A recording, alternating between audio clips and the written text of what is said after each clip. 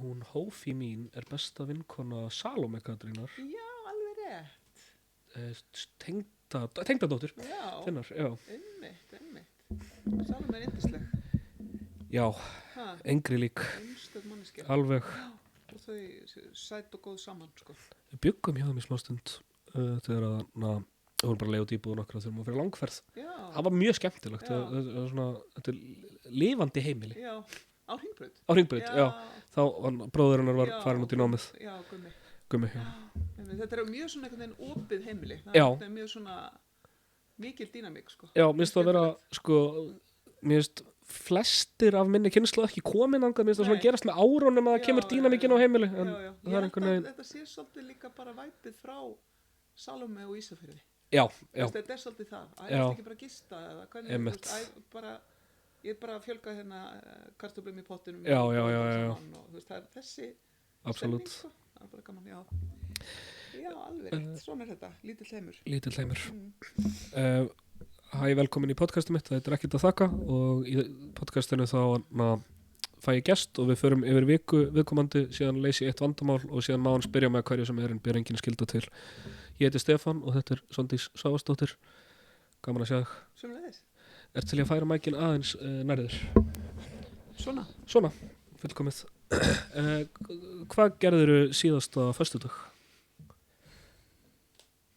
Síðasta föstudag, þetta hljóma nú eins og ég sé bara algjörlega út á þekju. Ég bara, síðasta föstudag gerðist það merkilega í mínu lífi að ég fór í podcast Já, hjá Byrninga Hrafnsinni. hjá Byrninga, ég hlustaði á það podcast, Já, í grjótkast. grjótkastið. Og ásamt hérna, Jón Ignar, Já, góðvinni mínum og skemmtilegu manni. já, Þetta var áhugavert, sko. Ég sagði við Björn Inga svona í gríni eitthvað, þú getur látið þetta heita Svandís Svavarsdóttir rífur þögnina.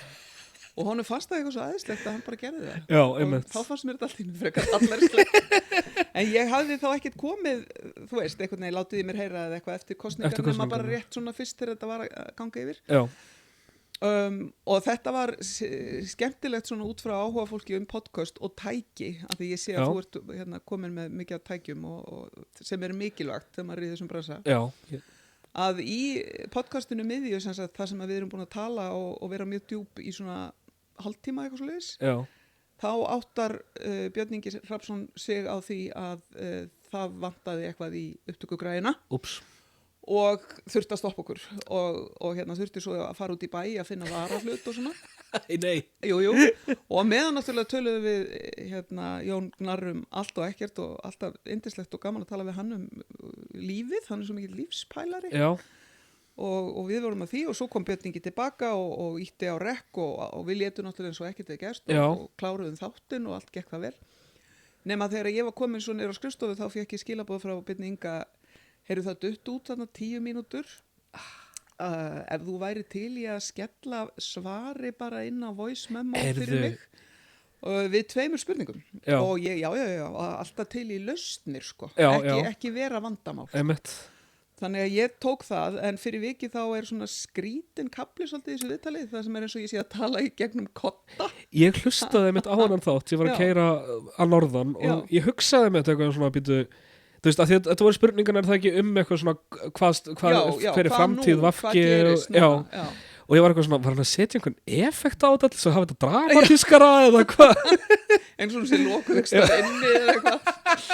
En það var sem sagt, þá ég að tala bara inn á síman minn og senda honum. Já. Svona nokkurn veginn eitthvað svipað því sem að ég hafði sagt Einmitt. við hann. Ég sko hafði náttúrulega kynst Björn Inga í hérna þegar ég var í borgarstjórn fyrir mjög löngu síðan, Já. 2006 til 2009 og þannig að það er nú gott á milli okkar. Ég hafði sko sagði við hann þegar ég sá að hann var að verða aðstofamaður Sigmundur Davíðs Já. sem kom engum óvart, eða ekki mér allavega. Nei. Að þá bauði ég honum það að ég myndi taka yfir grjótkastið Já. að því ég hef lausan tíma sko. Einmitt.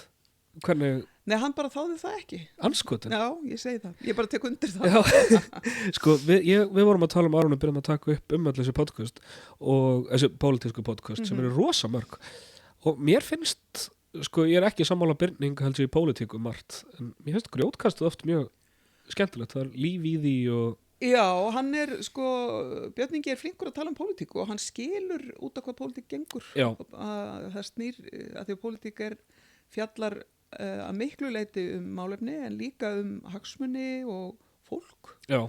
Og hann glúrin að lesa í straumana, en það skiptir auðvitað máli átt að segja því þegar fólk með bæði með podcast og pólitíska agendu eins og hann, að þá hann ekki bara spirill heldur hann líka við borðið með ákveðin sjónarmið. Sko, það kom mér á óvart þegar að hann, bæði óvart og ekki, hann var aðstofamaður Sigmundar Davíðs, en sko, þetta smá dramatist og djúpt í áruna tekið, en mér fannst smá eins og hann hafði haft mig af fíbli. Já. Af því að hann ég vissi að hann væri töluvert til hægra með mig allavega. Einmitt. En ekki endilega hann væri bara á leiðinni í miðflokkinu. Nei. Þetta svolítið umhugsunar efni núna einmitt sko í þessari flóru, svona fjölmiðlaflóru sem að dragast upp, sko bæði auðvitað hefðbundnu miðlarnir eins og RÚV og MBL og Sýn og svo framvegis. Já. En líka þessi podcast sem að fer mjög fjölgandi, að þessi mörk á milli þess að vera fjölmiðl og vera einhvers konar svona þáttakandi í pólitík, þau að vera svolítið óljós. Já. Og við sjáum eins og bara Stefán Einar sem bara mjög aktífur í því að reyna að hafa áhrif á pólitíska umræðu. Samt einhvern veginn undir þeim formerkjum að þetta sé fjölmiðlun. Já. Sama má segja samstöðuna. Já. Sem að hefur verið mjög öflug í svona töluðu efni og flottum, löngum umræðu þáttum. Absolutt. Að það líka miðl sem að auðvitað bara hluti af stjórnmálaflokki. Já, einmitt. Sko mér finnst samstöðun hafa það kannski fram yfir Stefán Einar, og ég segi þetta ekki sem árás á hann eða neitt þannig, en það fer ekkert milli mála, það fer aldrei milli mála að samstöðun eign sósíalistaflokksins eða hluti af sósíalistaflokknum. Einmitt, ég sammála því og það meira þess að þannig sko ef þú gleymir því þá getur þú bara litið í kringu því settinu, það allt eldrautt. Já, einmitt. Það borðið á vegginu. En það alveg rétt sko, það ákveðin stemning en mér finnst oft sko samstöðunni takast mjög vel upp í að vera með svona langa og djúpa umræðu alls konar mál til þessum menningarmál. Já, þau alveg að skara fram úr finnst mér í menningarumfjöllun. Mér finnst það, en svo gerist það oft sko með Stefán Einar Dagmál og Fann Armsona. Ef maður horfir til dæmis á þennan aðdraganda að þessum slitum í borgarstjórn sem gerist þeim á þessum sama föstudegi. Að þá hafði svona eins og fyrir tilviljun í aðdragandanum verið eitthvað viðtal við Einar hjá Stefáni þar sem að hann nefndi að það væru hristi í stóðum hriktir já það hriktir í stóðum meirihluta sem maður hugsa bara þetta segir maður ekki bara svona því mann dettur í hug sko. Þetta svona ákveðin skilaboð og þá þetta svona það verður til svona kanall fyrir hann til að segja þetta og þetta svona partur af einhvern svona pólitískum prjónaskap sem að sko ég held að sé að gera að fjölmiðlar séu sem fjölbreyttastir og þeir eru rosalega mikilvæg sem aðhald við valdhafa á öllum tímum en við þurfum að hafa opin augum fyrir því að fjölmiðlar eru líka með svona sín sjónarmið eigenda eða eitthvað svoleiðis sko, sem að og núna kannski sérstaklega þegar hliðverðinir eru að mestu bara farnir. Já. Þú veist það eru einhverjir hliðverðir á RÚV, það eru sjálfsagt einhverjir upp í hádegismóum á Sýn en megnið ég held að megnið þess sem að fólk innbyrðir af fréttaefni og þjóðmála efni sé ekki ritstýrt. Nei, ég held að það sé alveg rétt og svo náttúrulega líka smæð samfélagsins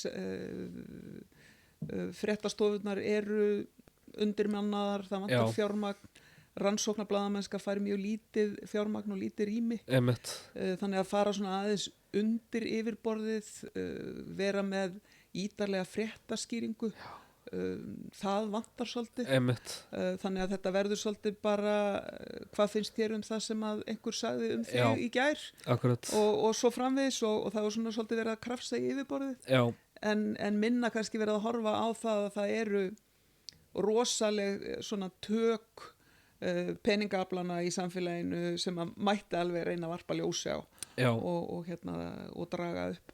og heimildin er auðvitað að gera sitt Já, og en þar en þetta er snúin staða, ég meina Þórður Snær náttúrulega kemur inn sem sko, hann er öflugur fjölmiðlamaður Já. og það er svona hans bakgrunnur, svo fer hann í pólitík, fer hann í Samfylkingu og ég ætla ekki að rekja það mál en niðurstaðan verður sem sagt svo að hann tekur ekki sætt á þingi, heldur er sem sagt framkvæmdastjóri þingflokks já, eins og ég skil það, en eftir sem áður er hann að skrifa pistla sem eru svona eins og mat á pólitísku stöðu sem eru svolítið svona já. Þórður Snær segir hvernig málin eru og þá Einmitt. er maður eitthvað bara, já, byrju, ég er búin að vera að lesa hann mjög lengi Já, með þeim augum, já, en núna, nei, núna er hann bara að vinna fyrir eitt flokk, Einmitt, þetta er svona einmitt. svolítið eins og svipað þú varst að nefna áður með Björn Inga, maður Já. er allt í einu bara, byrju, byrjaði það núna þá eða Já. hefur það kannski bara verið lengi já, var þetta eitthvað plott? Já, Skilurðu? þetta er ekki alveg þægilegt sko. Nei.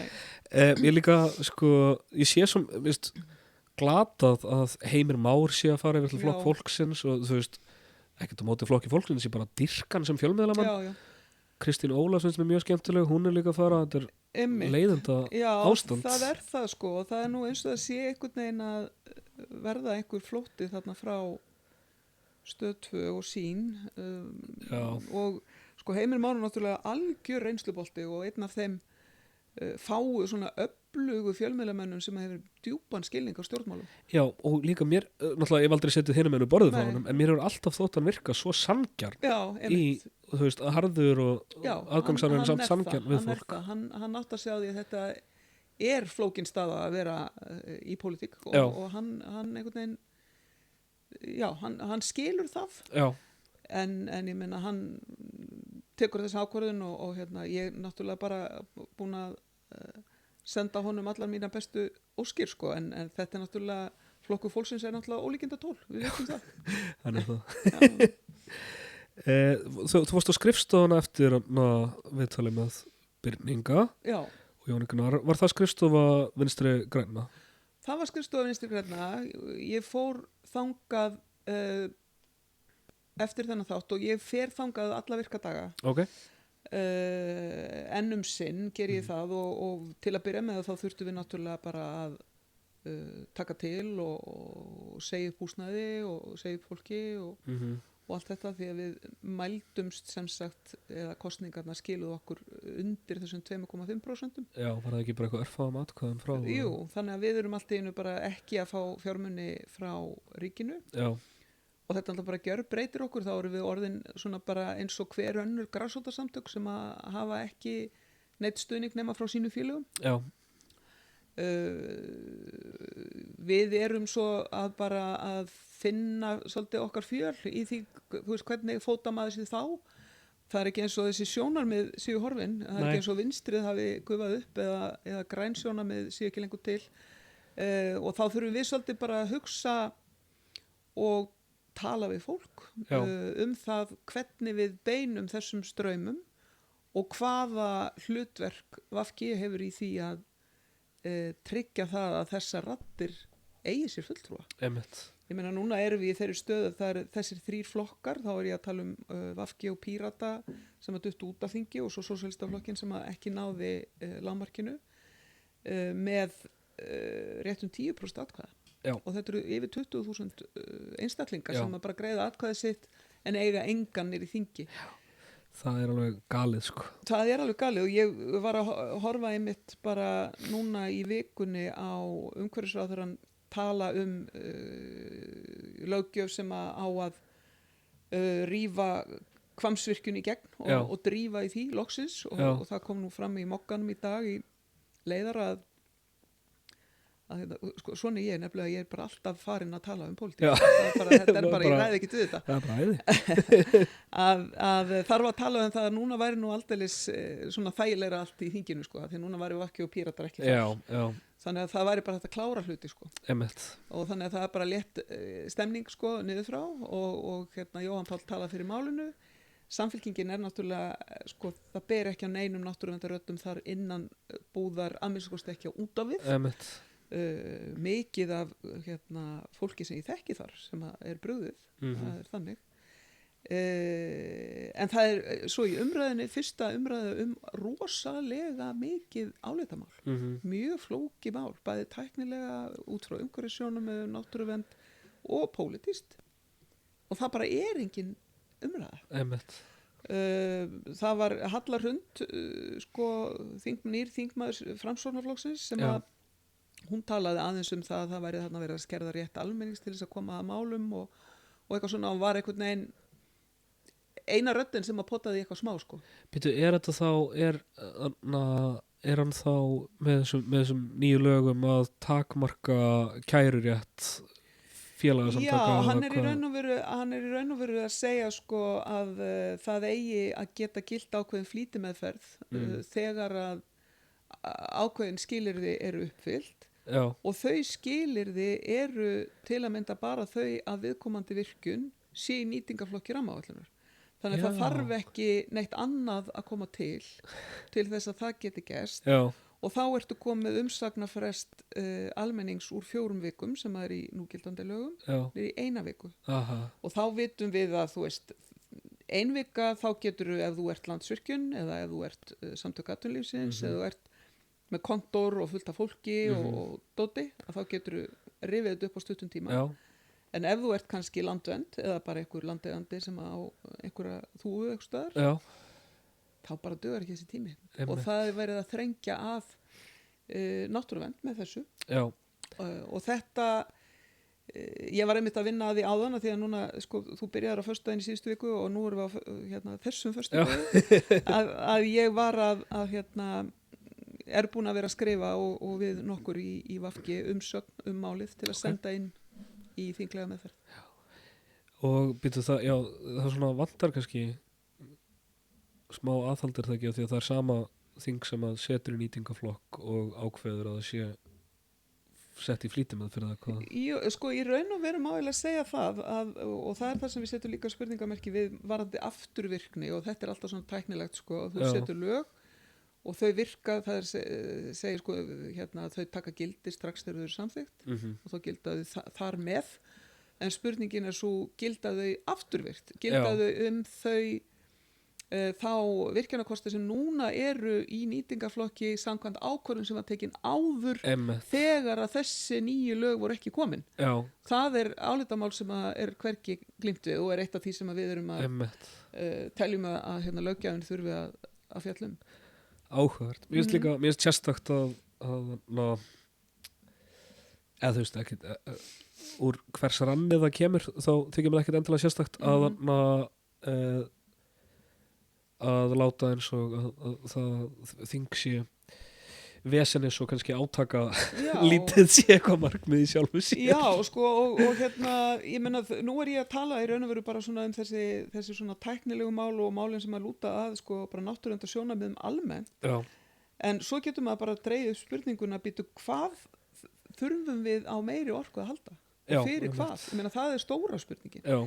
Af því að eftirspurnin mun verða eilíf og endalaus og það mun alltaf verða einhver sem að vill stunda rafmyndagröft eða gagnavera uppbyggingu eða eitthvað svolítið sem segir bara, þetta er bara rosalegir almannahagsmunir sem að liggja í þessu. Já. Og þá getum við bara virkjað allt á Íslandi. Sko. Og þú veist, og þá í raun og veru engin girðing og við getum alltaf sagt að það sé almannahagsmunir. En út af hinu sem þú ert að nefna með að það sé eftirsóknarvert að hafa bara sem raddir einsleitasta raddir í þinginu. Já. Sko, mér finnst það svolítið alvarlegt hvernig fólk talar um þetta, sko. Látum vera pólitíkus að tala um það bara, vá hvað þægilegt að vera ekki með VG inn í þingsal alltaf með eitthvað leiðindi og allt er miklu léttara og bara betra loft og allir eru glaðir og þú veist, engi pírati, allir eru í skóm og svona. en þá er það í raun og veru þannig, sko, ef maður hugsa bara um fulltrúalýðræðið að í samfélagi eins og Íslandi þar sem við erum með pólitískan skala, hann er ekkert svakalega breiður, við erum með svona frekar svona borgarlega sinnaða flokka allan, sko, alveg frá vinstri til hægri en hann er samt þannig að það skiptir gríðarlega miklu máli að allar þessar raddir séu inni í löggjöfinni. Þú veist, þegar að vera að fjalla um það hvernig við ætlum að búa til almenna reglu fyrir samfélagi og svo framvegis að það séu allar þessar raddir við borðið og þegar bara vantar einn hluta þá er ákveðin hætta á því að löggjöfin endurspegla ekki sjónarmið samfélagsins einmitt. og mér finnst það vera, sko, ég myndi hafa ágjör á þessu bara sem þið vitið, sem bara út frá bara lýðræði Já, absolutt. og fjölmiðlun og svo framvegis, sko. Býtu, er þetta ekki kallað stundum ofríki meirihlutans? Jú, þetta er kallað það. Ég meina, eigum við þá ekki bara að hafa það þannig að meirihlutin myndar ríkisstjórn og restin fer bara heim til sín. Já, einmitt. og þú veist, er ekkert eitthvað að þvælast í þinginu og vera með leiðandi og trubla meirihlutan Já, já. við það að setja lög og Já. ráða. Þú varst í stjórnar andstöðu 13 til 18. 13 til 17. 13 til 17. Já. Já. Og eitt sem ég skil ekki sem leikmaður er sko einhvern veginn fyrir utan þegar miðflokksmenn voru með málþóf út af bókun 35 eða þriða orkupakkanum eða hvað það var einhvern veginn á mig virkar alltaf eins og stjórnarandstaðan geti haft takmörkuð áhrif annað en kannski þú veist að láta rödd sína heyrast skilurðu og það er þetta mjög mikilvægt en hvaða áhrifum getur stjórnarandstöðu þegar maður beitt svona aktuált til þess að er það einhverju svona baktjaldar eða skilurðu svona maður og mann bara dæmi eða Já, þetta er rosalega skemmtileg spurning af því að hérna það er náttúrulega alveg stórkostlega merkilegt að vera þingmaður Já. fyrir það fyrsta en þingskapalögin eru þannig að þegar þú ert inn í þingsal sem stjórnarandstöðu þingmaður þá hefuru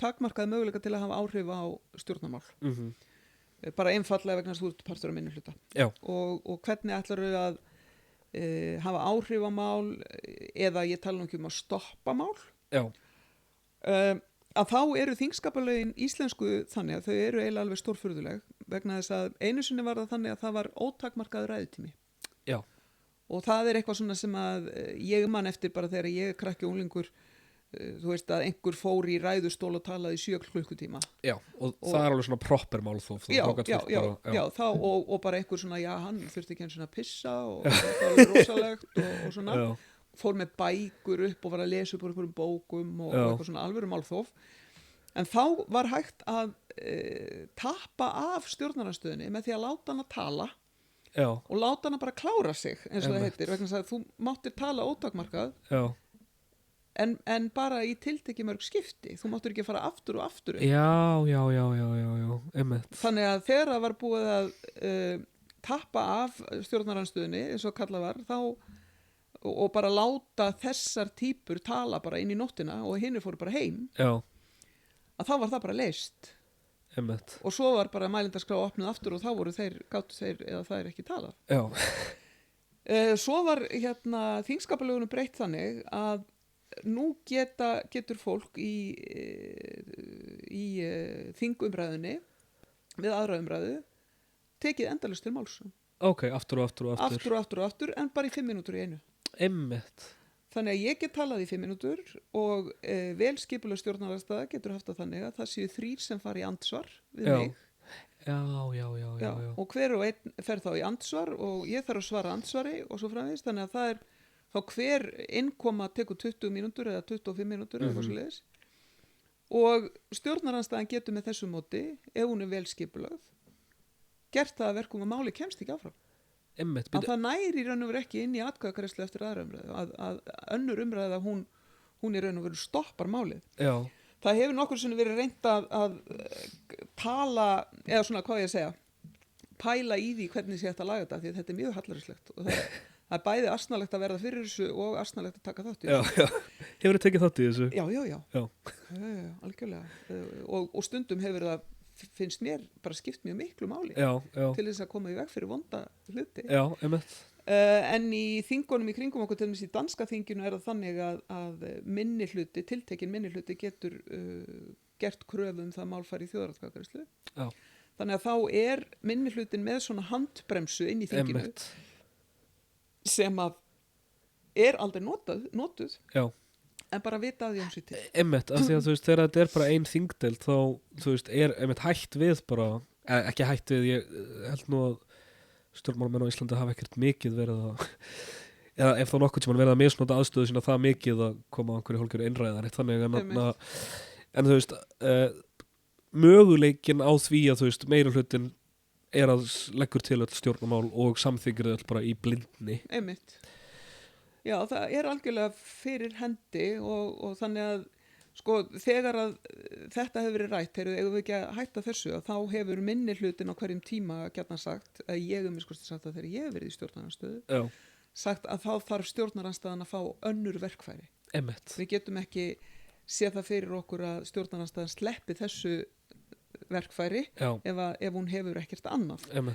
En svo að því þú spurðir sko þá náttúrulega og þingstörfin snúa svo mikið bara maður og mann og að vinna með öðrum og finna út úr hlutum og búa til þverpólitíska vinnu og gera allt mögulegt og til dæmis sem stjórnarandstöðu þingmaður getur maður sett mál á dagskrá og ég gerði það á sínu tíma til dæmis með frumvarp kynrænt sjálfræði sem að þegar að Samtökin 78, Trans Ísland og Intersex Ísland sendur svona ákall til allra þingflokka og sögðu bara eru þið til í að vera með okkur í að bæta löggjöf á Íslandi. Já.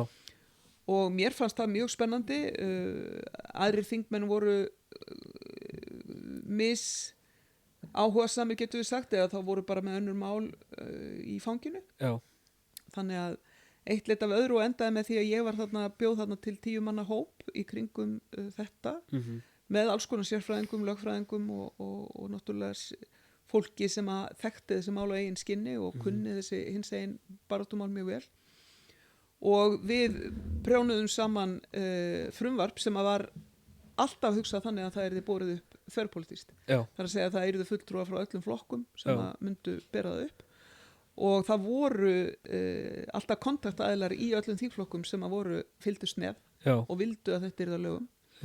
Og þetta dæmi svona samfélagsumbætur sem að hægt að fara í úr sæti stjórnarandstöðu þingmanns. Við náðum ekki að klára þetta. Ég ætlaði að leggja þetta fram sem bara þingmannamál, ekki ríkisstjórnarmál. En svo sprakk ríkisstjórnin og við vorum komin inn í ríkisstjórnina nokkrum vikum síðar, 2017. Og þá skelltum við inn í stjórnarsáttmála, þannig að þá var frumvarpið raun og veru svo gott sem tilbúið og var síðan gert að lögum. Já, þetta náði í stjórnarsáttmála. Já. Var hann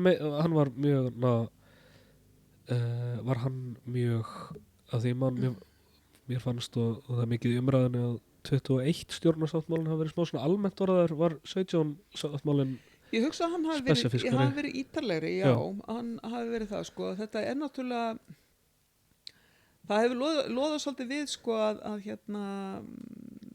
svona að vinstri menn getur við sagt, félagshyggjufólk hefur verið uppteknar af því að hafa ítarlega stjórnarsáttmála heldur en hægri menn. Já.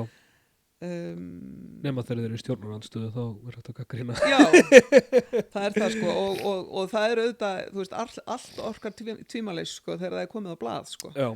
Og það ekkert eins skemmtilegt eins og að segja, þú veist, þegar maður í stjórnarandstöðu og maður sér eitthvað svona blaðið þar sem stendir af því að bæta lýðræðislega ferla og auka traust á stjórnmálum. Já. Það hægt að stríða mjög mikið á þessum grunni sko. Já, þetta núna þú veist og þannig að þetta auðvitað alltaf rosalega vand með farið.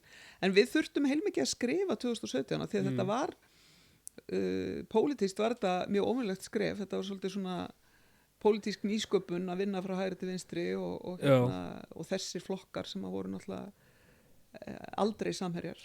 Ég var brjálaður sko. Já, ég veit það voru mjög margir brjálaður.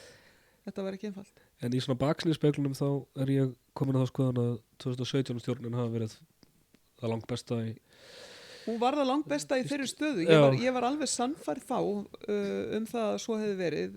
Mér finnst sko það síðan hvernig við endurnýjum heitin innan gæsalappa 2021 orki miklu freka tvímælis svona, og þegar maður horfði tilbaka þá sem maður bara þetta var eiginlega orðið mjög súrt allt seinna kjörtímabili, meir og minna en hins vegar að þá voru við sko, ef maður bara hugsar það en það er svo erfitt að rifja upp hennar COVID-tíma af því að maður hugsa, þetta var eitthvað hliðarveruleiki það er smá eins og þetta bara þetta bara gerðist ekki. Ja, 100%.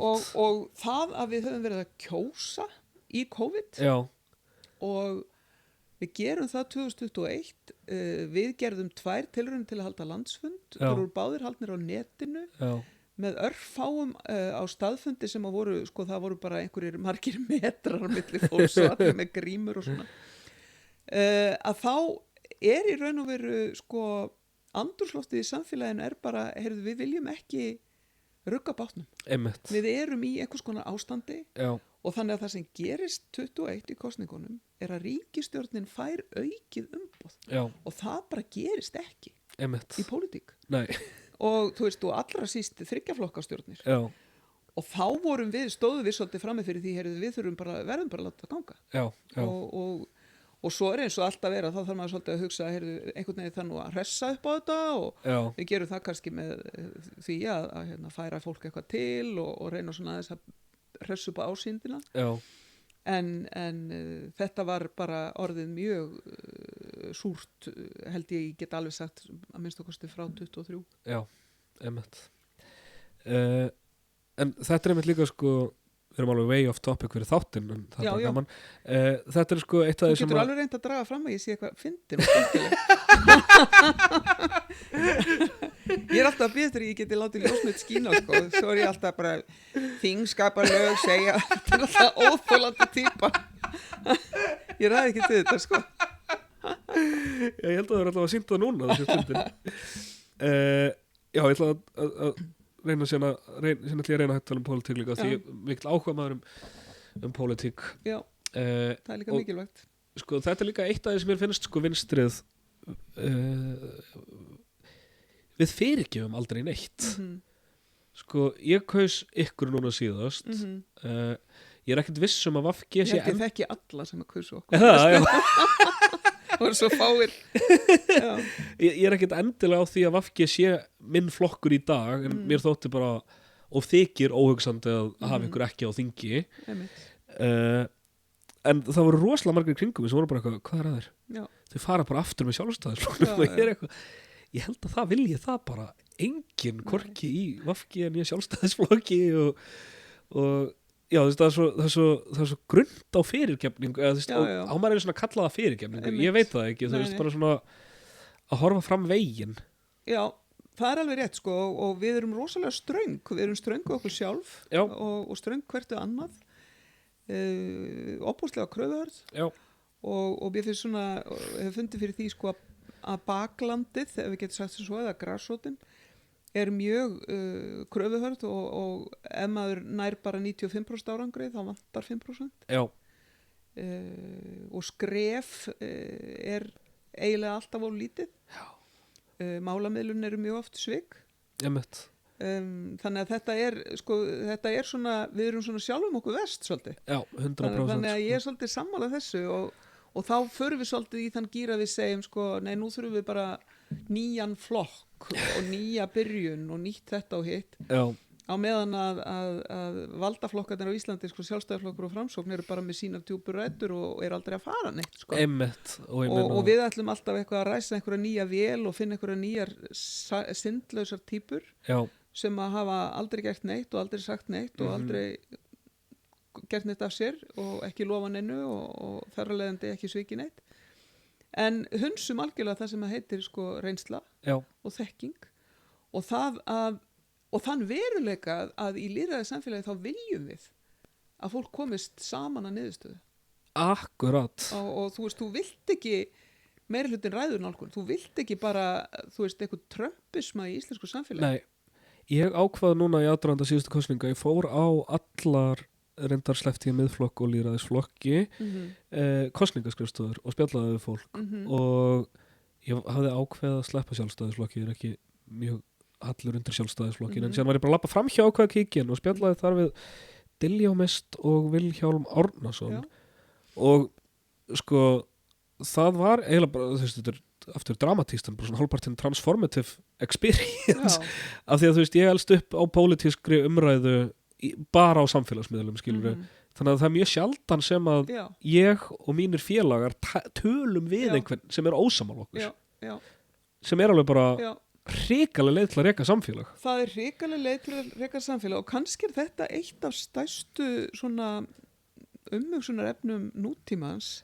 að það eru sko það hvernig algoritmarnir búa til hólf Já, í samfélaginu og við höldum að við séum að tala við allan heiminn en við erum bara að tala við okkur sjálf já, af því að við erum bara í þessari algoritma búblu fólk sem er sammála eiginlega allt og ef við hittum eitthvað sem er ekki sammála okkur þá bara skrýmsli. já og ég menna við getum líka bara hætað hann eða blokkað hann eða gert eitthvað sko eða hana Og líka þú veist að því algoritmin keyrir líka svo mikið á reiði, þú veist, þannig að við Og sjáum heift. og heift Já. og við sjáum þá kannski bara það allra galnasta já, frá þeim sem að eru okkur ósamála, sem Já. annarkvort er það eitthvað með sem grín eða bara einhver sem ætti kannski ekki að vera talsmaður einhvers málefnis. já, nákvæmlega sko ég held að þetta sé sko bara fyrir lýðræði er þetta svona ákveðin ógn sko að fólk að kynslóðnar alist upp í því umhverfi að það hittir aldrei neitt nema Sínum líka. Já. og þannig að mér finnst þetta rosalega góður punktur hjá þér að hérna og það var þetta stundum þannig í ríkisstjórn þú veist sérstaklega þarna fyrstu árin með sjálfstæðarflokki og framsókn að ég satt stundum við borðið og ég sagði bara þetta fólk, vá þú veist hvað þetta er bara eitthvað skrítið Já. að hafa svona skoðanir Einmitt. finnast þetta og alveg og ekki vegna þess að þau væri eitthvað monster eða eitthvað Nei. rosalega hræðilegt fólk heldur bara að þau voru bara með allt aðra skoðanir á Já. samfélaginu heldur en ég og bara og setast við borðið og setja sig í þær stellingar bara í nafni lýðræðis og samstarfs að prófa að fara yfir borðið Já, einmitt. bara í huganum og Já. hugsa bara ok, hvernig myndi ég nálgast þetta ef að ég væri þeim megin Einmitt. og að því að við þurfum að finna einhverja niðurstöðu þar sem að við getum öll sem erum við borðið sko hugsa bara já, þetta var góð niðurstöða Já. og við erum sátt við hana Já. eins og við gerum í, þú veist, bara fjölskyldum og Já. vinahópum og alls konar og ég meina maður velur sér ekki endilega allt fólk sem maður er með í fjölskyldu Einmitt. og maður þarf samt að finna út úr alls konar hlutum Og þú veist, og þú segir þetta, ég spurði Vilhjálm til dæmis út í RÚV og ég var ekki sammála hvað hann vill gera við RÚV en ég var eitthvað, ok, ég skil Já. fullkomlega að þér finnst þetta Já. vera besta leiðin já, og þú ert ekki að leggja til að skemma RÚV bara til þess að gera Davíð Já. Oddsson að ritstjóra Nei, landsins eða eitthvað, bara, Einmitt. þú ert bara með þessa sín já, og mér finnst líka svo heimskulegt að voru hann 32 og var allt í einu bara eitthvað, já, fólk meinar vel. já. Einmitt, en svo er auðvitað sko mikilvægt að muna að pólitík er sko ekki bara hugsjónabarátta, þetta er ekki bara spurningum að hafa skoðanir eða lífsviðhorfið eitthvað svoleiðis, þetta er líka hagsmunabarátta Já. og þegar að fólk er farið að verja sín forréttindi eins og bara auðmenn og sko fjármagnseigendur stórútgerðin á Íslandi, við getum nefnt svona deildir í íslensku samfélagi Já. að hinn pólitíski armur þessara forréttinda gengur mjög langt í valdbeitingu Já. til þess að koma í veg fyrir það að þessir aðilar missir forréttindi Já. og þá erum við hægt að tala um það að fólki bara finnist eitthvað eða hafa einhverja sín Já. það er bara að taka slægin Já. og þá ertu bara komin í miðja á svona stéttabaráttu Já. svona bara það sem er bara alvöru harka Mér þykir svo skrítið að stjætta bara að það var gerað einhverju ljótu bannorði Já. í íslensku. af því það er það sem það er Já. og ég meina ég sko sjálf er búin að vera í svona atvinnu stjórnmála lífi í 18 ár og alin upp í pólitík heima hjá mér og allt það og þú veist, býr í Vesturbænum og allt þetta og krakkarnir í Mela og Haga og allt það en það er samt sem áður þannig að ég hef verið í stjórnmálahreyfingu sem að hefur bara unnið í þágu annarkvort heildarinnar eða í þágu náttúru og umhverfis. Einmitt. Ég meina það hefur aldrei verið okkar verkefni, heyrðu, þú passar upp á þarna Samherja. Já, akkurat. Ég meina það hefur alveg verið línan hjá okkur, nú þurfum við að stilla okkur saman við Landvernd, við þurfum að heyra í Kvenréttindafélaginu, við þurfum að tala við feminista, við þurfum að passa upp á verkalýshreyfinguna og svo framvegis, en það eru heildarhagsmunir. Já, eða eins og þeir segja upp í hátíðismám sellur, vinstri Sellur. græna. Já, það hljómar mjög hrikalega. Heyrðu, laugadagur, hvað gerir á laugadagur? Úff. Já, á laugardaginn fór ég í eitt ammæli. Hjá hverjum? Það var skemmtilegt. Hjá Rósu Björk Brynjólfsdóttur, Já, sem að svo fræg að hafa verið bæði þingkona fyrir VG og Samfylkingu Emmett. og kom svo tilbaka. Já. Já, hún er ein af þeim sem að kom tilbaka og það var nefnilega svolítið það, þannig að ég aðdraðandi þessara kosninga það sem að úrslitin endurspegluðu alls ekki það hvað var í raun og veru góð stemning. Já. Ég bara var mjög hissa að sjá hvað tölurnar voru lágar. Ég kom í kosningavökun einhver, mjög varst bullandi stemming. Það var bullandi stemning, bara virkilega góður andi sko. Rósa var 50 og hún var með kvennabóð heima hjá sér og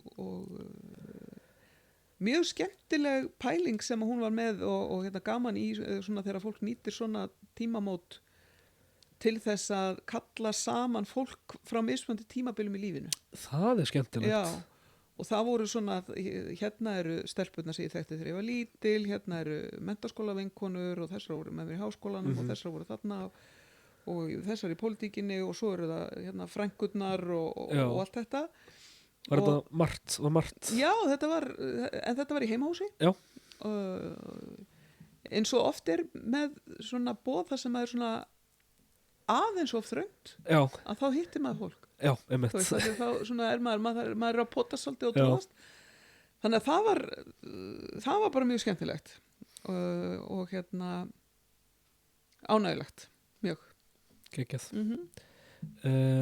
Nú er ég strax komið hugan í hvern anskotan var ég að gera á þriðjudaginn.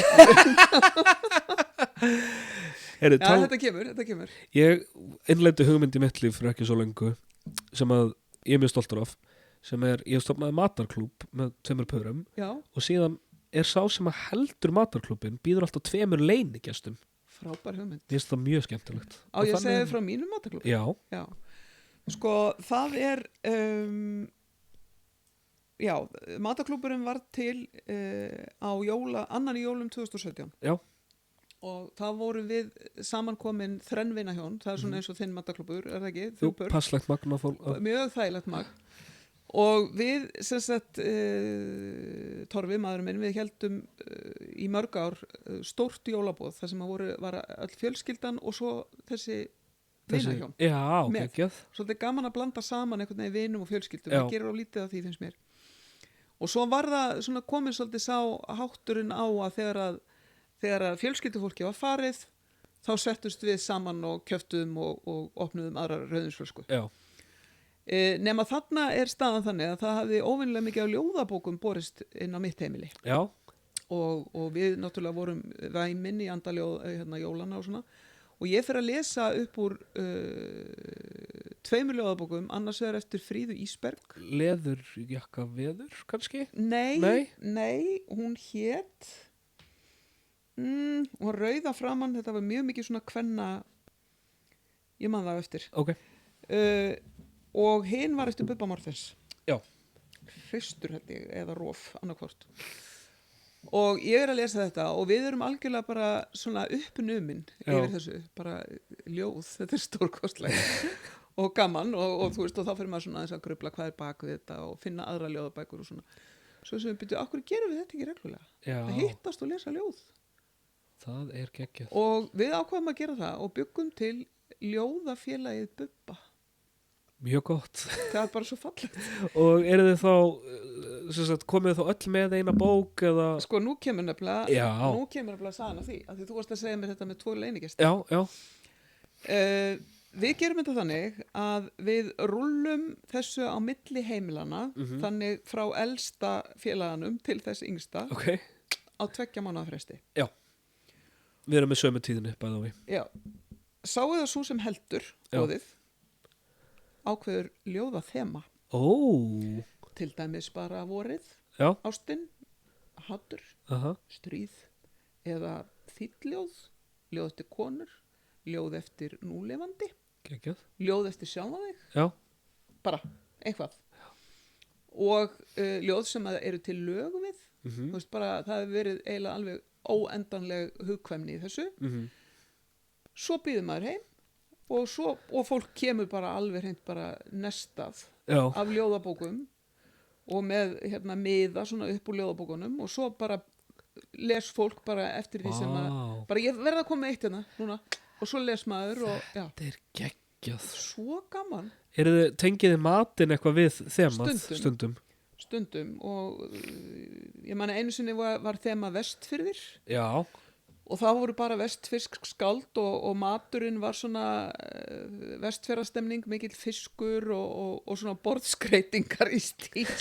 geðveikt. Þannig að það er bara mismunandi eftir stemningu, ég menna getur verið sjórinn og hafið og eins og var ég með þemað lamb Já, og þú veist þá hugsa maður býtu lamb, er einhver að yrkja lamb? er það ekki svolítið mikið? Það er nefnilega svolítið mikið og lamb er svona, það er rosalega mikið, sterkt tákn alltaf trúar Já, akkurat. og svo kemur það dúkkar það upp í alls konar kveðskap og ljóðum og þannig að þá verður umræðan oft mjög svona heimspekileg og maður fer svolítið svona á kafi það, þannig að þetta er bara alveg virkilega skemmtilegt og svona dýfkandi fyrir hugan. Já, ég hugsa að ég reyna að herma eftir þessu. Þú mátt gera það. Ég nefnilega hef ekki, ég hef svona rómantisera þá hugmynd að fara í bókaklúbb en ég held að það myndi ekki endast. Sko það sem að mér finnst erfitt við bókaklúbba er að það er sektarkenndin sem fylgir því að við erum ekki búin að lesa. Já. Af því að það verður bara einhver einn eða tveir sem eru búin að lesa og hinn eru ekki búin að lesa. Já.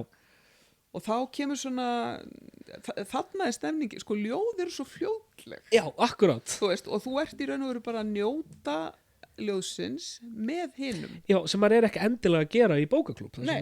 Hver lesi sínu hornu og síðan ræðuru. Nefnilega, og það er svolítið svona meta-nálgun, þú veist, þú þarft að vera búin að lesa Já. og svo ertu með einhverju greiningarpælingu. Já, Þá er maður einmitt. komin í svolítið svona, já, nú ég tel að Já. þarna sé sjónarhotnið óvinnulegt og Já, eitthvað já, svona já, sem að já. sé í bara...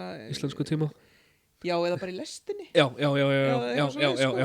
Og þannig að það er svona og svo er eitt skemmtilegt tvist í Bubba og það er það að eitt félaginn er danskur Ó, og hann kemur alltaf með ljóð á dansku. ok. Og er hann alltalandi á íslensku? Já. Já. En þá kemur bara flýðinu dansk. Geðvegt. Það er geðvegt Já. og það er líka mikil ögrun fólkin í því að skilja löng ljóð á dönsku. Einmitt. Þetta er svona skinnfæra veisla. Þetta er algjör skinnfæra veisla. Og Og við höfum líka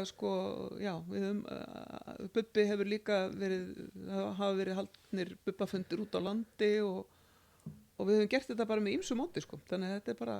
Þetta er mjög sniðugt. Já. Er ég að skúppa þessu? Hefur þú farið?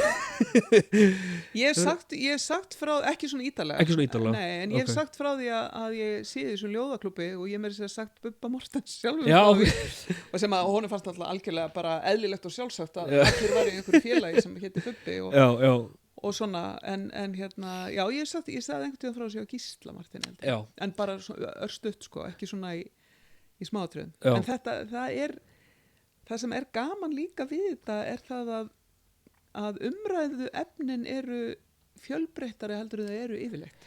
Ég skal segja, einmitt, sem dæmi, gallin með minn matarklúbb er Já. að fyrsti klukkutíminn er alltaf, já, hvernig þekkist þið Já. og bla bla bla bla Já, bla. já, já, Það er bara svona akkurat. sama tekið aftur og aftur Einmitt. og síðan er bara að tala um vinnuna. Já, einmitt. Það, þú veist, Já, helvitis borgina eða Já. eitthvað. já. Og sorpið og sorpið leikskólan já. Og síðan fara allir bara heim að sofa. Já. Þetta nefnilega hljómar mjög. Já, þetta er svo gaman að því að það er bara og fólk eru jafnvel líka síðasta skipti sem við vorum þá var þemað uppruni Já. og þegar það er svona vítt þá getur, þú veist, hvað erum við að tala um? Já. Hvað er uppruni? Einmitt. Þú veist, er það minn uppruni? Eða, þú veist, er það Vesturbærinn? Já. Eða er það bara uppruni, Er það trúalegt? er það trúalegt, já? Er það sköpunarsagan? Já. Eða hvað er þetta? Og fólk kemur og nálgast þetta frá svo ólíkum sjónarhornum þannig að maður getur líka farið í það að sko hvernig upprunin vex eða sko stígur mann til höfuðs þú verður merkilegri en aðrir Já. þú veist og farið að tala um svoleiðis svona einhverja forréttindapælingu Já. eða sjálfskilgreiningapælingu Einmitt.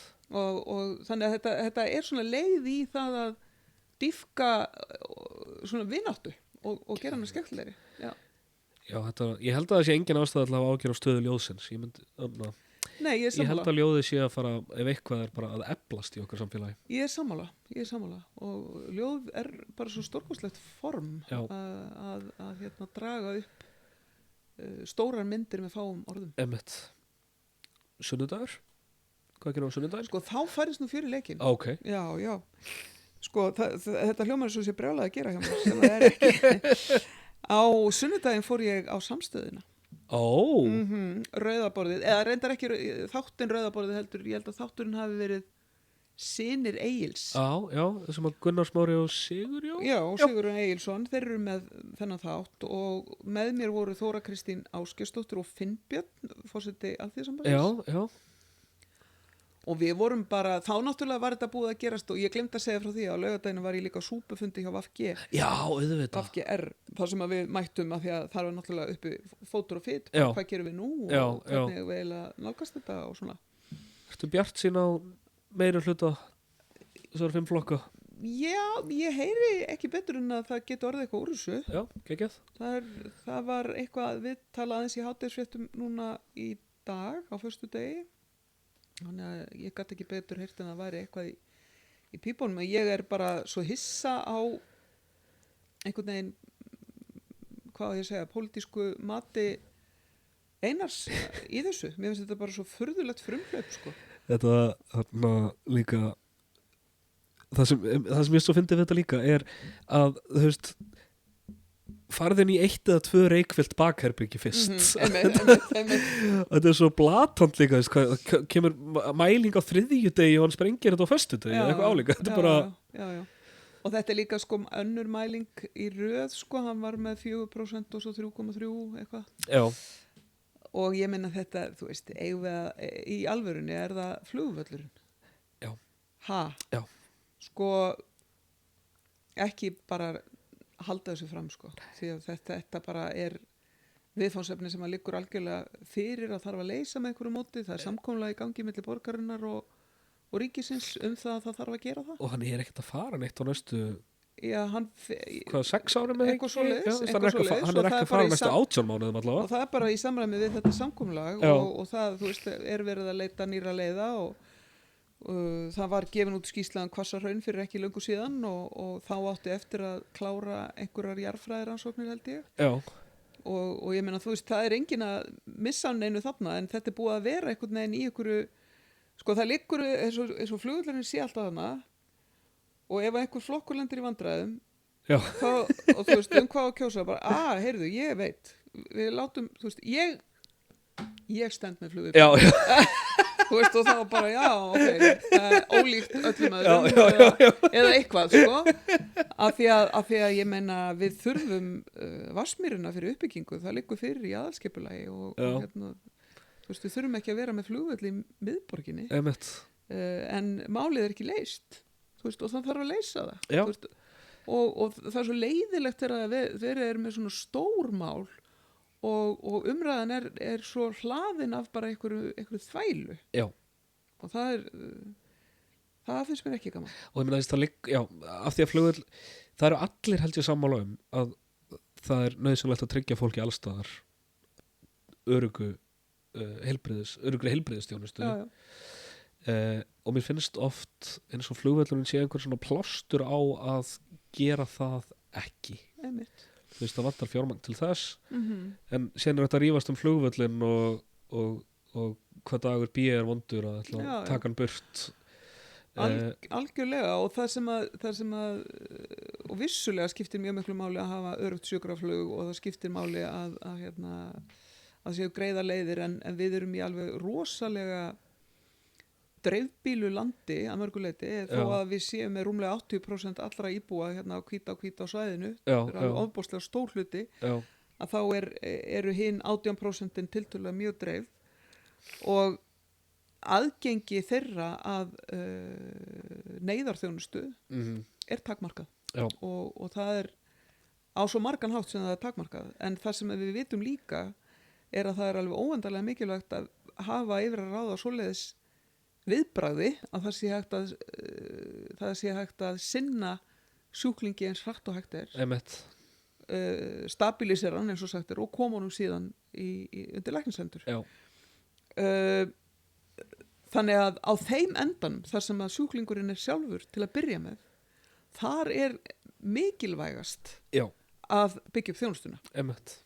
Og því að þú hendir ekki bara einhverjum upp í flugvél með hjartaáfalli. Nei, einmitt. Það þarf að finna út úr því hvernig öllu stilt af og við töluðum það þegar ég var í heilbrigðisráðuneytinu því ég nú var þar hríð að það þyrfti fleiri sjúkraþyrlur, við þurftum að koma því upp þannig að það væri öruggari flutningur og þá voru aðalega að tala Suðurland af því að það svo opaslega mikið af túrismannum fer á Suðurland. Einmitt, meir og minna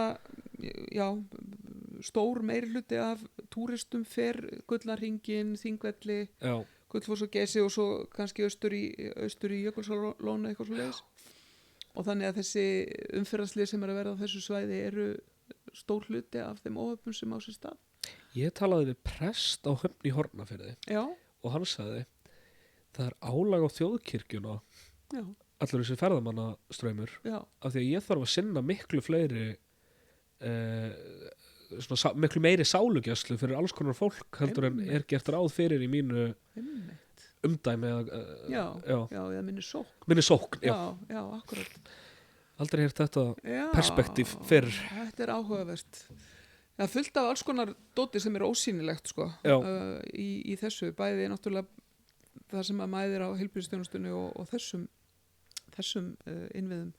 En þetta var nú svona aðeins út og dúr flugvallamálið mikla en það súpufundur á laugardeginum þar sem að við hittumst og borðuðum vegansúpu og ræddum mest borgamálin en voru náttúrulega líka að ræða bara frumvarp umhverfisráðherra Hvammsvirkjun.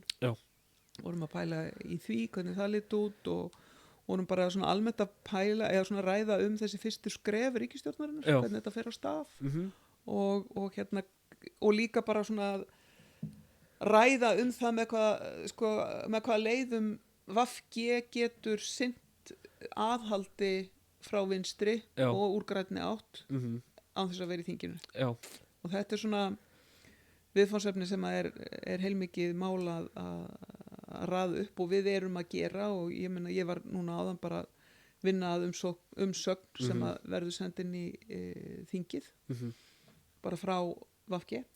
Og það einhver svona þú veist stjórnin eða þú veist einhver svona kjarnahópur sem ennþá því nú þið starfsmannalaus eða ekki? Jú, það náttúrulega það eru 2 starfsmenn sem eru á uppsagnarfresti og en svo þetta voðalega mikið í bara sjálfboðavinnu og ég ennþá á biðlaunum. Þannig að nú varst í framann eins og Björn Ingi þegar batteriðið datt út. Ekki eins dramatist. Nei. Ég þarf bara ít á OK. Já. OK, sorry. Ég sagði bara að það gerist aftur. Svandís, viltu segja þetta allt saman inn á símaðinn? Það var mjög gott. Ég bara, getur nú við, hvað var ég að segja? Þannig að við hvar var ég stödd? Þú ert á biðlaunum. Ég er að segja, ég er á biðlaunum þannig að ég er í sjálfu sér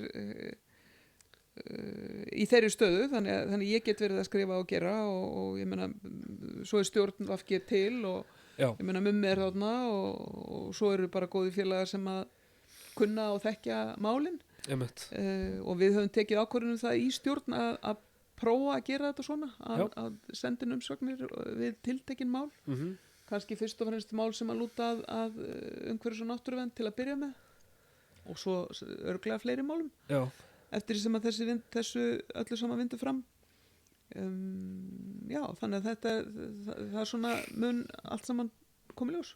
Mjög gott. Og sunnudag þá fórstu til Svona Egils? Þá fór ég til Svona Egils og ég vissi ekki að ég var í beinni það var nú svolítið fyndið en það er í beinni? Það er í beinni og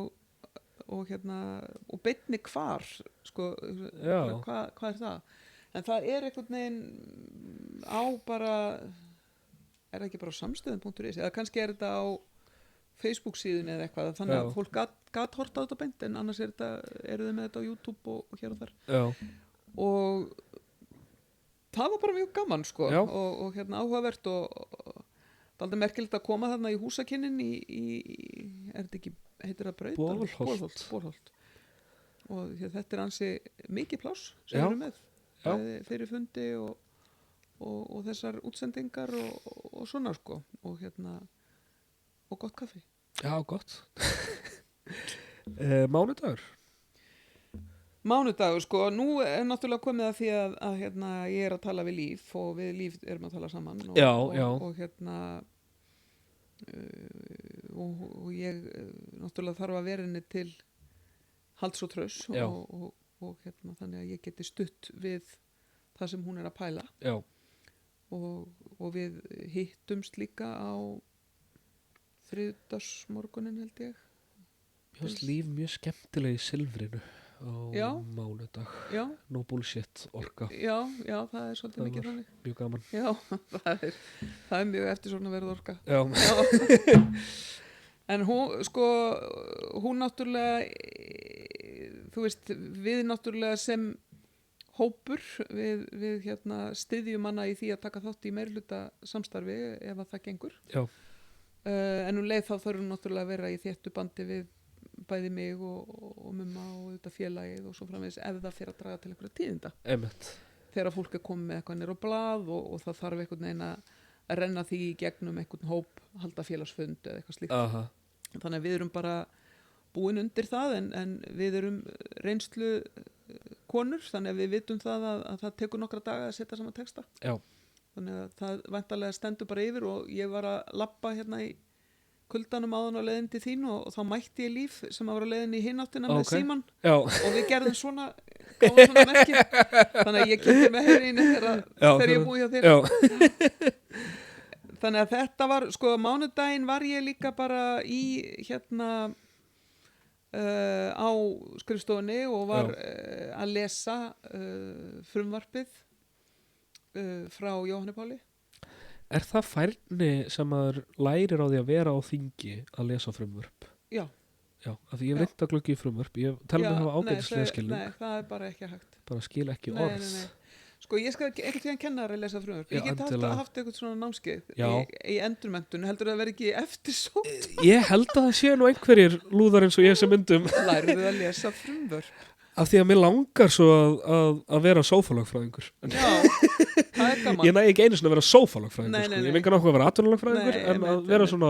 Sko ég skal kenna þér að þú byrjar á því að lesa greinargerðina. Já, það er svona... Af því að þar kemur svona eitthvað tilefni löggjafarinnar það er þetta sem við erum að gera. Já. Af því að oftar en ekki er frumvarpið bara eins og þetta frumvarp sem við erum að tala um hjá Jóhanni Páli. Já. Eru bara einhverjum svona breytingar á einhverjum öðrum lögum. Einmitt. Þú veist, á eftir orðinu og kemur bara og þú ert bara nei, ég mun aldrei láta það gerast. Þú veist, það er svona vá, rosalega hún tæpa sig kona. Það er ógeðslega gott. En þetta frumvarp núna til mig sem bara 2 greinar, bara mjög lítið. En hvað síðan felst í því að það er miklu stærra og það sér maður í greinargerðinni. Þannig að greinargerðin er svona samfellt mál. Já. Af hverju erum við að þessu, hvert er tilefnið og hver er bakgrunnurinn, hver er rökin. Greinargerðin breytist ekki í meðförum þingsins. Okay. Þingið getur ekki sagt bara nei, þetta finnst mér nú ekki gott. Já. Greinargerðin fylgir með í fyrstu umræðu. Það er bara þegar að ráðherrann eða þingmaðurinn mælir fyrir málinu eins og kallað er. Fylgir greinargerðin og hún fylgir málinu í gegnum þingið en hún er ekki partur af löggjöfinni. Já, þannig þannig að þegar maður les lögin þá er greinargerðin ekki Nei, en ég menna hún getur alveg verið með sem lögskýringagagn ef það er eitthvað sem orkar tvímælis og svona eins og annað þú veist, eins og bara ræður og eitthvað svona en það var þannig á mánudaginn sko að þessu var dreift minni mig bara strax í kjölfarið á stefnuræðinni. Já. Held það. Og þá gátum við lesið þetta. Ég náttúrulega horfði á stefnuræðina. Já. Það var á mánudaginn. Það var á mánudaginn. Og við erum náttúrulega vön því í VFG að vera þáttakandur í stefnuræðinu, þannig að það var mjög skrítið að vera það ekki. Það vera bara heima í... Og já, vera bara að horfa og fylgjast með og svo líka annað sem var svolítið óvinnilegt að því að það hafi verið gerð þær breytingar undanfarin ára stytta umræðina úr 3 umferðum í 2. Já. Þannig að því að eru bara 2 umferðir og að því að núna eru bara 6 flokkar og öllum líður líka miklu betur að því að það er engin leiðilegur lengur að þá þú veist, byrjaði bara útsendingin 1940 Já. og var búin 5 mínútur yfir 9. Já, einmitt. Þú veist, og ég tók eftir því bara í fréttum, eða þú veist, dagskrá RÚV, þá stóð bara stefnuræða forsætisráðherra 10 fréttir næstu á eftir. Já. Já, þannig að þau voru bara föst með... Þau voru bara eitthvað, jæja, þá er það bara landinn. Já, einmitt. Og bara endalaust landi bara fyllt upp. Af því að venjulega hefði náttúrulega verið 2 flokkar í viðbót Einmitt. og þá hefði verið Já. lengri tími. Og tveir vesunisflokkanir með þessu. Já, 2 vesennisflokkar með stæla. Og þannig að, já, og við höfum náttúrulega líka bara fylgst með og svo hittist fólk, þetta er svolítið skemmtilegur kimi í hérna þingstörfunum af því að þetta er svolítið félagslegt, flokkarnir hittast svo eftir og þá er svona farið yfir hvað allir voru með asnalega ræður nema við og eitthvað svona, þetta er svona hópeflis tilefni og hérna hvað var hann eiginlega að meina með þessu og eitthvað svona og stigagjöf og glens, mjög gjarnan glens. Já, einmitt. Það er svona eins og grínistar kvísla hvort þeir eru á samsýningum eitthvað svona. Já. Síðan klappa maður fyrir allum þegar þeir koma af sviðinu. Já. Þetta er svoleiðis. Þetta er svona, já, þetta er svona styðjandi keppni. Já. Það er þannig. Já, þannig að sko þessi vika hefur farið mjög mikið í það að lesa og skrifa og hlusta á fólk og tala við fólk í síma og lesa umsögn frá Landvernd og vera bara mjög mikið í Hvammsvirkjun. Já. Ég er búin að vera mjög mikið í að hugsa þau mál og lesa þau. Ég er líka búin að vera að pæla svolítið í vindorku. Já. Af því að það er mál í samráðsgátt stjórnvalda sem að snýst 10 vindorkukosti og hvað verður gert við þá. Þá er það náttúrulega ekki komið í þingið og ég veit ekkert hvað ráðherrann ætlar að gera við það. Já. En það er allavega komið í samráðsgátt stjórnvalda sem er á þessu fyrra stigi, sem sagt, þegar þetta er ennþá í stjórnarráðinu. Já. Og þannig að maður er svona svolítið að svamla í þessum heimi þar sem að maður er, eins og ég sagði við áður en við kveiktum á græjunum, sko, maður stendur eiginlega fyrir utan gluggan. Já. Þú veist, þú horfir inn og hvernig fer ég þá að því að vita hvað er í gangi, sko. Einmitt. Af því að sumt veit maður, já, ok, þetta máli komið hérna til umsagnar, þetta er á leiðinni þangað, þetta er svona, sumt veit maður bara af því að það er eitthvað andrúrsloft. Aha. Þú veist, þú ert bara einhvern veginn inn í húsinu, þú sér hverju tala saman. Já. Þessi, já, aðeins að það setjast þarna og þetta er eitthvað svona sem lærist á löngum tíma. Einmitt. Að lesa þingsalinn og lesa bara stemninguna. Og vita við hvern maður getur talað og hvernig hlutirnir ganga fyrir sig. Þannig að það er svona, þetta er áhugavert, svo ekki sem ég hef sagt. Já. Er eitthvað vandamál sem þú vilt að ég leysi? Já, það er nefnilega vandamál sem að heldist yfir mig þessa vikuna. Já. Og ég, sko, og það er svo yfirþyrmandi að ég bara glemdi að ég hlýði þér við að segja þér frá því fyrir en í þessum hluta viðtalsins. Já. Þegar ég fór út úr innviðaráðuneytinu, þá mjög fljótlega fór ég að fá svona SMS frá innviðaráðuneytinu. Já. Það sem það sagt, kassarnir, þeir eru hérna þá. Og ég hugsaði bara, já, það er bara brjálega að gera hjá mér, ég get nú ekkert verið að hugsa þessa kassa. Og þannig ég bara var ekkert mikið að svara þessu. Já. Svo ég segi, ég meina ráðuneytið, það getur alveg verið, þú veist, ég meina, nópláss og kassar, hvað er það? Já. Svo fór þetta nú að svona, var hlýlegt til að byrja með, sko. Já. Svo var það alltaf svona, heyrðu, þú þarft þú eiginlega bara að fara að losa okkur þessa kassa og ég segi bara, já, allt í lagi, og ég er á skrifstofunni, alltaf brjálega að gera hjá mér, að vera í VFG. Já. Svo ég tala við Torfa sem er heima að kenna eða eitthvað, hann er að kenna einhverjum fjarnemum á menntaaustarsviði. Og ég segi, heyrðu, það er að koma þennan maður með kassa hann eftir hádegi og og ég meina, þú tekur bara mót, já, ég er nú ekki, kannski, gerir nú ekki ráð fyrir því í dag og eitthvað svona, Já, það er nú með stæla. stemning. Já. Og ég segi, hvað er þetta maður, þetta er bara eitthvað svona. Já, Hvað er þetta margir kassar? Ég segi, ég veit það ekki, ég veit ekki hvað þetta er margir kassar, ég getur að spyrja því, þetta eru bara nokkri kassar. Svo þegar ég kem heim, já. þá blasir það við að þetta eru sem sagt 15 kassar. Oh my god, það eru margir kassar. Það eru mjög margir kassar og þeir eru bara í ganginum heima með mér. Aha, Með teipi, Já. allir, og utan á hverjum einasta kassa stendur ekkert nema Svandís Svavarsdóttir. og þetta er sem sagt þingið, þetta er umhverfisráðuneytið, Já. þetta er heilbrigðisráðuneytið, þetta er matvælaráðuneytið, þetta er innviðaráðuneytið. Þetta er bara eitthvað, þetta er bara líf mitt. Og ég heyri bara, þú sem að heldur þú getur leyst vandamálin mín, já. þú bara þarft að fara að fá þér bréfpoka til að anda Já, í. þetta er svakalegt. Þetta er svakalegt vandamál og hérna með þessu fylgja hérna nokkri rammar Já, sem eru myndir og plakkut og dót, það er nú minnstamálið, sko, Já, það já. er auðvelt að stapla því einhver stað. já. En hvað er að gera þessa kassa? Hefur tilfinningu fyrir því hvort það sé eitthvað annað sem þér þykir væntum?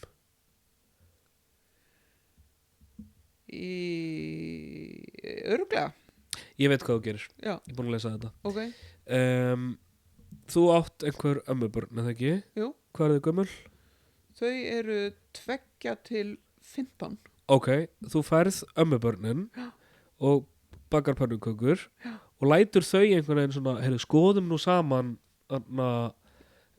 allt úr þinginu, förum yfir ferilinn minn, þannig að þau eru að taka upp úr Ok, og þá ert þú ekki að því, skilurðu, ok, og þá ertu líka með smá fjarlægð á eitthvað svona þegar við hófi erum að taka til sérst heima, já, ef að ég er í dótinu mínu og ég tek eitthvað upp og eitthvað svona, nei, ég gæti nú nota þetta einhvern tímann, en ef ég sé hófi halda á einhverju drasli sem ég á, þá er ég bara eitthvað, já, hendu þessu. er það? Ég er nefnilega þar, sko, Vá, úr þú ert fjarska. mjög góður á dögum. takk. Já, Reyndar þegar við byrjuðum saman þá ég var nýkomin úr meðferð, þannig ég var svona að taka til lífinu mínu já, og ég átti fullt af einhverjum fötum sem ég var ekki í og ég bara tók svartan ruslapoka og bara já, fyllt hann og hófi fekk fyrir hjartað. Já. En ég fannst þetta svo já, mikið brútal. brjálaði í mér. Já, og af því að það væri tilfinningarlega skrítið eða umhverfislega skrítið. Þetta fór náttúrulega í Rauðakrossin, sko. Já, var já, ekki að henda þannig þessu. umhverfislega var þetta í lagi. Umhverfislega var þetta í lagi og ég var ekki að kaupa geðað mikið af nýjum fötum í Tilfinningarlega, staðinn. hvaða maður er þetta sem ég er búin að... Já, sem Já. ég set núna uppi með. Já, En ég myndi gera það og þá eru þau líka sortira fyrir þig. Sko, Ok. þú veist, þá er ég að segja eitthvað svona, já, þetta er hérna, ég veit það ekki. þetta er hérna frumvarp hérna, Já. flokkun sorps. Já, þetta er frumvarpum flokkunni Sorps. Viltu ekki, hana, og kannski getur þú farið með eitthvað svo þjóðskilasamnið. Amma, hvað er ég að gera þetta? Og ég var í svona að róa fram í gráði. Já, ok. Það er eitthvað í þessu samt. Það er eitthvað þarna. Já, það er eitthvað þarna. Er eitthvað sem þú vilt vita um mig? Já, sko, nú vil ég eiginlega bara vita þig hvernig hérna, þið hófið skiptið með eitthvað verkum að öðru leyti. Á heimilinu? Já. Sko, ég myndi segja svona heilt yfir er það nokkuð jafnt. Matur, ég elda oftar. þvottur, hallar aðeins á hana held ég. Hins vegar tilengaði mig nýlega nýja leið til að brjóta saman bóli og peysur sem hún er mjög hrifin af okay. og ég líka. Þannig að segðu mig hvernig þú gerir. brýt saman sem sagt á langinu svona Já, 2, 3, þannig að krægin snú upp á 3, já. ermi inn og síðan aftur í 3. Þá tekur þetta mjög lítið pláss. Einmitt. En hófið alltaf var að brjóta Og saman ertu svo að setja þetta í skúffuna svona lóðrétt eins og þú sért í einhverju svona tiltæktar sko, Hófí Instagrami? gerir það með sín föt. Hún á miklu fleiri föt en ég. Já. Ég á eiginlega bara skyrtur líka þannig hengi þær Mér bara finnst það upp. svo ógeðslega flott þegar fólk er búið að raða svona Já. lóðrétt og getur segja, já, ég ætla að fara hérna í rauðabóli. Já, ég ber mikla virðingu fyrir Það er þessu sko. svo flott. Hófí, Og bortuskur meira segja. já, við reyndar erum ekki þar. Nei, en einmitt. Hófí er sko, hún er bæði snirtilegri og duglegri en ég. Já, Hún elst upp í sveit. Ég ætla ekki að setja þetta á kynin okkar. Hún elst Nei, upp í nei. sveit, ég elst upp í Vesturbænum, Já. þannig að ég er bara með einhverju Þú aumingja ert geni með mér. svona, þú ert með svona suppulegan bakgrunn. Já.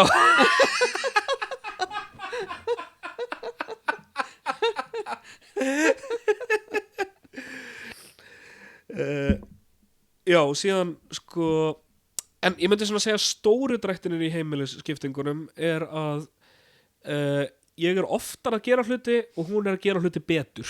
Einmitt. Þannig að ég er oftar að Já, setja bara í svona þvottavél, eitthvað taka úr vél, vesenast, vesenast svona, og síðan er hún af og til eitthvað, jésús, þetta Já, gengur já, ekki og já, kemur þarf og að laga þetta og gera þetta almennilega. Já. Einmitt. ég hugsa að það sé mjög algengt. Já, einmitt. Þannig að hún er svona að moka upp eftir þig. Já.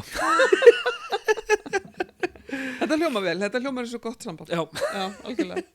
ég hef ekki bara segið þetta gott. Er það ekki? Gaman að koma. Já, gaman að spjalla á þig. Virkilega. Bless, bless. Bless.